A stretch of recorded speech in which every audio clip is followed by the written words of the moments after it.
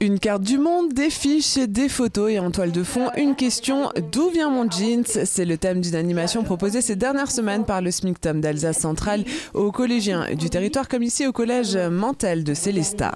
L'animation d'où vient mon jeans, c'est découvrir les différentes étapes pour fabriquer un jeans et les différents pays en fait qui correspondent sur une recette de jeans.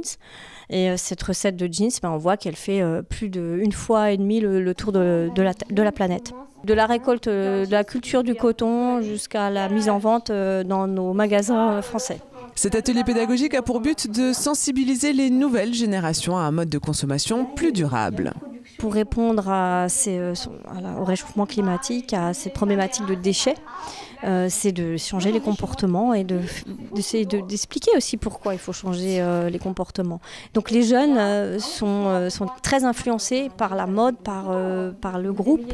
Donc on essaie de leur donner de quoi réfléchir afin qu'ils changent au moins un petit peu leur consommation. Cette animation s'inscrivait dans le cadre plus large d'un concours de surcyclage organisé dans plusieurs collèges. Les élèves avaient pour objectif de redonner une seconde vie à des tissus collectés par Emmaüs Chervillers.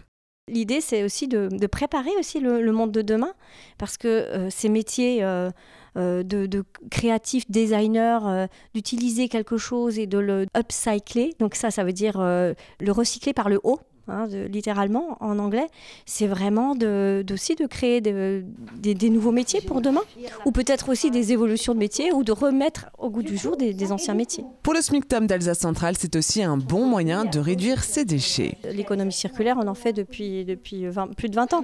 C'est vraiment notre métier, c'est redonner vie à quelque chose. Et dans la vie de tous les jours, on peut aussi le faire. C'est raccommoder son pantalon parce qu'il a un petit trou, c'est utiliser du pain pour faire du pain perdu et pas le jeter.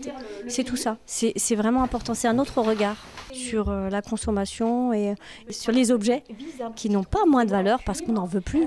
En fait, ça donne des solutions, on donne des solutions aussi. Le concours de surcyclage a mobilisé plus de 120 élèves en provenance de 8 collèges d'Alsace Centrale. Les créations textiles seront présentées lors des portes ouvertes d'Emmaüs Chervillers le 3 juin prochain.